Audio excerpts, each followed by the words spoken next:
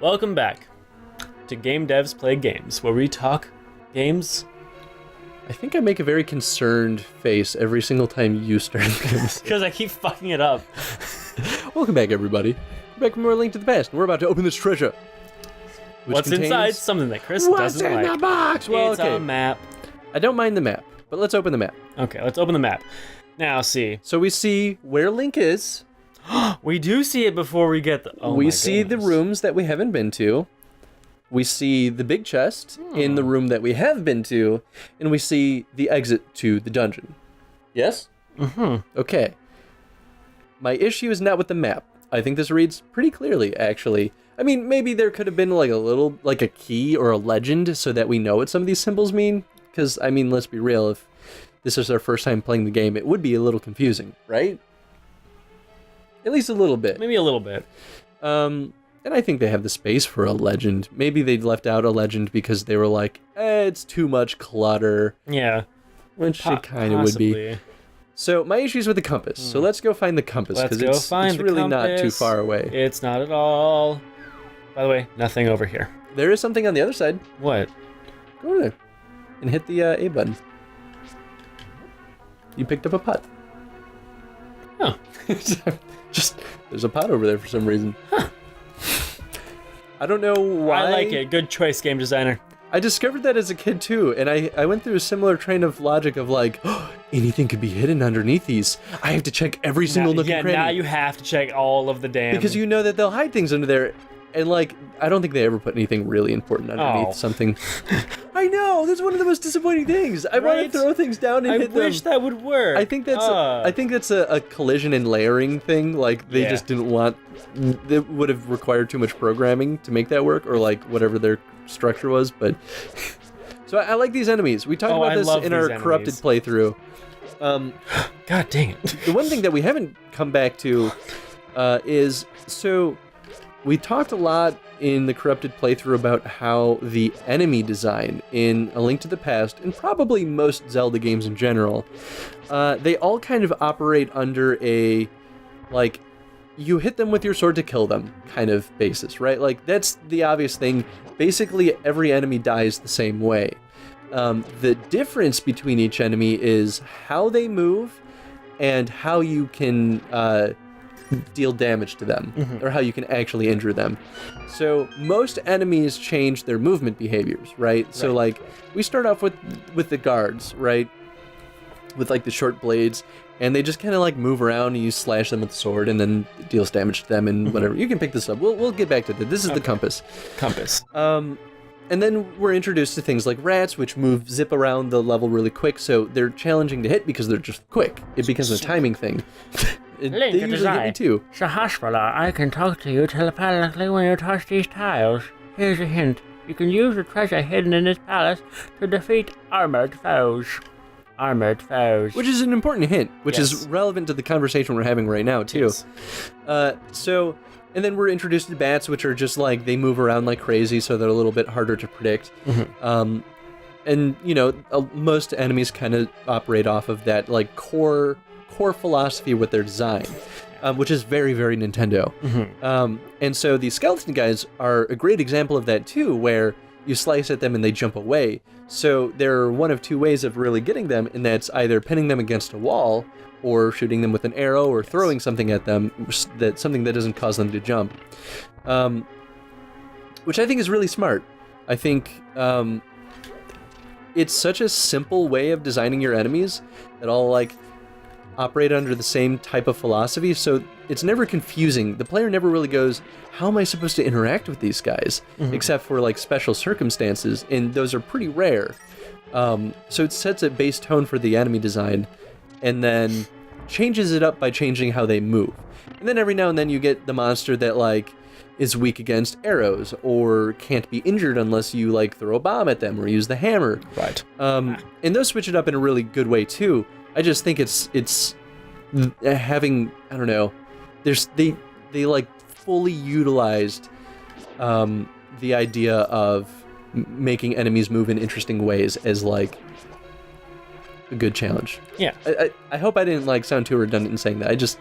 I think that's what makes A Link to the Past so successful for the entirety of the game.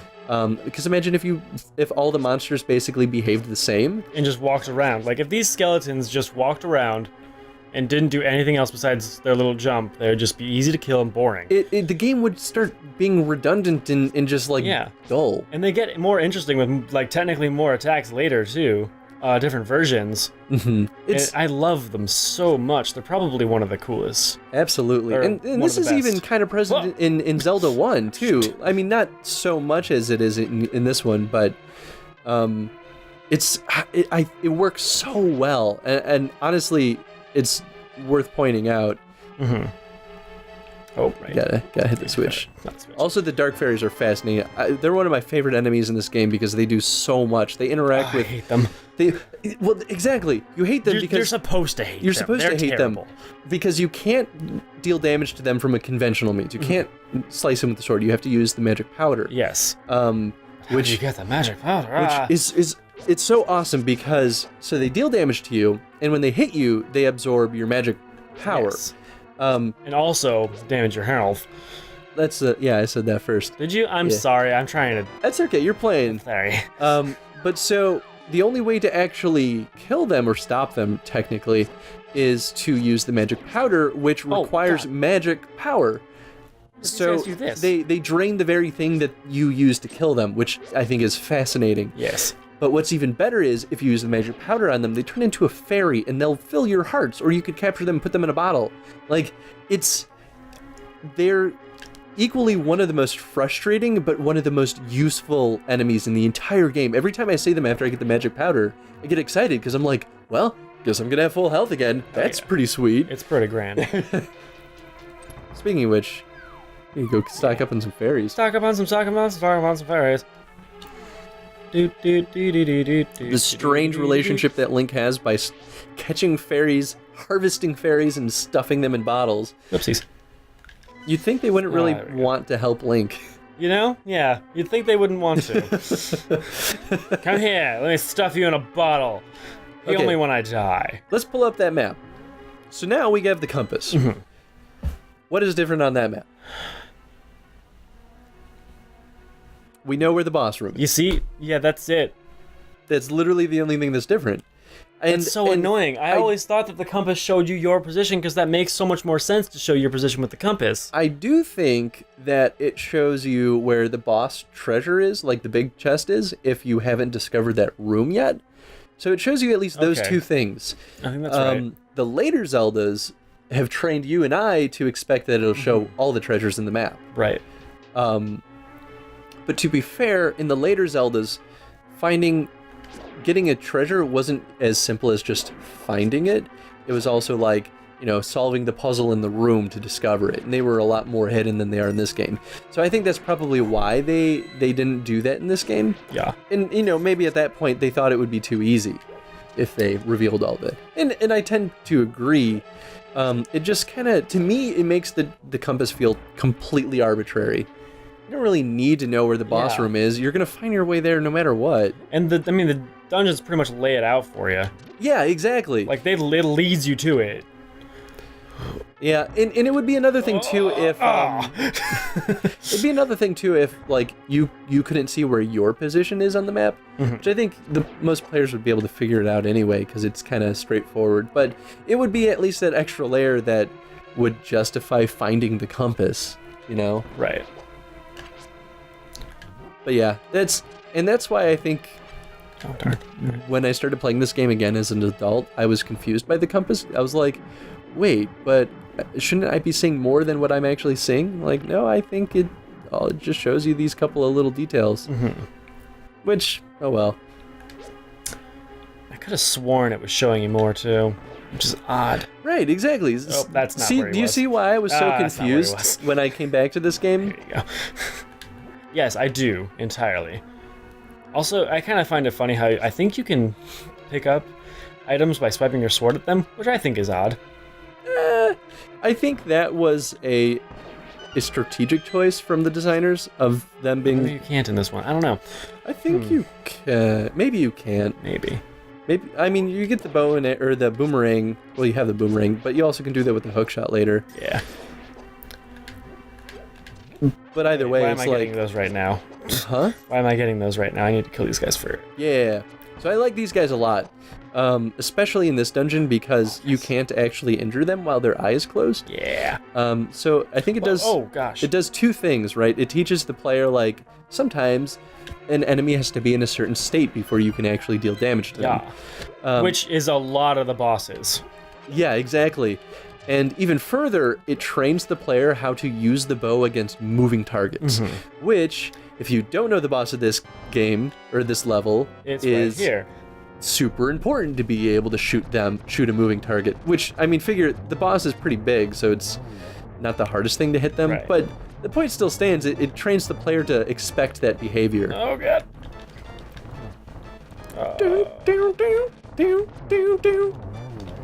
Destroyed. We didn't get to see the second form very well. I'm but sorry. It's okay. I love that it has a second form, and then it goes, I'm the only one left. I'm angry. I'm going to turn red, and I'm going to start stomping and changing the behavior. Gonna act like a thwomp. Bruh. Which doesn't happen with a lot of the Zelda enemies or bosses. It does with Dungeon 3. No, they all have a second thing that happens. They all do. Oh, that's I don't true. know if worms do. Worm shoots just more projectiles. Yeah. Centipede gets faster. Centipede gets faster. The moth doesn't really do anything. Maybe the moth just moves faster. I can't remember. The ice temple doesn't really do much, I don't think. Well, maybe it does. You have to take all the eyes away and then kill it. We'll get there, though, in this playthrough. Yeah, I guess they all kind of have a second form. You won the Pendant of Courage. Take it to Sahasrara. You are so courageous. 2 pendants remain. Who's telling me this? Zelda. She's channeling. Actually, it could be. I know, because it is. Oh, shit. Oh, no. Now we need to get the Pegasus boots. The what? The Pegasus boots. Say it again. Pegasus The boots. people in the back. Pegasus boots. Oh, shiz. Hey, buddy, I gotta do the thing first. Oh, did you finally get? Yeah, you have 2 bombs now. I'm doing this. Watch, I put it in the wrong spot. Oh look! It's like a bomb drought right now in this game. It's serious. Like the first time before the corruption, I had all the bombs, Seriously. all the treasure. Oh my goodness. One's gonna be bombs. Oh my Yes. goodness. You got some bombs. Good job. I don't like that they keep telling you what bombs do. By the way, Yeah. they could not, and I'd be fine with it. Especially you couldn't have gotten into this room without bombs. Yeah. You don't have to explain what a bomb is. Exactly. Oh, you got the Pendant of Courage. Now I will tell you more of the legend. 3 or 4 generations ago, an order of knights protected the royalty of the Hylia. These knights of Hyrule were also guardians of the Pendant of Courage. Unfortunately, most of them were destroyed in the Great War against evil that took place when the 7 wise men created their seal. Among the descendants of the knights of Hyrule, a hero must appear. I see. Link, I believe you should get the remaining pendants and carry this with you. This is a treasure passed down by the families of the wise men. I want you to have it. Da-da-da-da. I would love to see one of the old men use the Pegasus boots. And just shoes. slam into a fucking wall. they're and all Pegasus his bones just shoes. turned to dust. Hear the yeah. They're Pegasus boots, and we all know they're Pegasus boots. I mean, they look like boots. They're boots. They call them shoes. Yeah. they're Localization is fun, guys. This is it. This is the guy who tells you. Oh, a helpful item is hidden in the cave on the east side of Lake Hylia. Oh Get it. my, get it. So You have 6 minutes to go get it. He's telling you about the ice rod, which is Yes. fascinating because it's for one, it's not an Not even- it's it's not not an a big important deal part of weapon, the really. game. Yeah. You actually, I think you can beat the game without it. Yeah. But to be fair, it But is it's kind of in a really fun. weird, remote place of the map. Yeah. So I wonder if that's why they did it. But going back and playing this and actually reading through the dialogue, it made me realize just how many hints are actually in the dialogue. Just people know things, and they're like, "Yeah, Link, it's over there. There's a thing over there. You should go over there." It's like, huh? I know, this cool item. You should get it for yourself, not me. It's like so nice. It was like, wow, okay, so this is how players figured out things back in the early days before internet. Yeah. And obviously, you and I You've kind of had to do that, you know? Yeah, and honestly, I think a lot of it's intuitive too, because if you go back and you play this game, you realize this is actually a lot shorter of a game than you think it is when you're a kid. Yeah. Part of which is because, like, we've played it so many times that you kind of just remember where everything is. Kid Eddie was just fascinated by it and was just like, I'm bad and I love it. Well, it's fun too, right? Because, like, I feel like we tend to think back on our childhood. Sorry. You could also go in that room and get the piece of heart. Oh, yeah, that is actually what I want, because I want to get to 6 hearts like I was. Oh, yeah. But, like, I don't know. There was a couple of years where I just, like, didn't play any games. I was so focused on making my own games that I was like, I just don't have time. Right. And I hit a point where I realized that in order to make a fun game, I needed to remember what it was to have fun. Yes. So I started playing games again, and I realized that I sucked at them. Yeah. Because I'd been so, like, out of it for a while. You don't have a lot of arrows. You could boomerang it. Damn it. Stun it. So you don't waste your arrows. Oh, yeah? Do that thing? Oh, can you not stun it? Oh, maybe you can't. Oh, yeah. Well, sucks to suck. No, it clinked. Definitely did not work. Oh, shoot, I have 4 arrows to get 3 guys. I need this heart piece. What? Oh. You've got 1 shot. You can use bomb. Just gonna put that out there. That's a good point. I could use this. You only have 2 bombs, so I mean, make it count. Shut the fuck up. You're also gonna need those bombs to get the ice rod. Well. Wow. Well. Hope you find more bombs. Oh, come on. Oh my goodness! You gotta love, man, how the like. Also, there's no heart piece in here. But there's bombs. Fucking Christ. That's right. There is no heart piece. Thanks. Where was that heart piece? Oh, great! I got arrows. I don't know. Cool, man. We'll find out, I guess. real cool. Real cool. How many heart pieces do I need? 2. Freaking 2. Where do we find that other? Whoa. Where do we find that other one? Whoa. I don't know, man. Remember? They're all over the place. I want another We'll find one, them all. but I want. We're completing this game, so. I need 6. We're the completionists. But I need 6 because I started with 6 last time. Not really, though. Cool. What? What? I don't actually need 6, but I want 6. Who? Where am I? What is this place? Amnesia jokes. They're nice.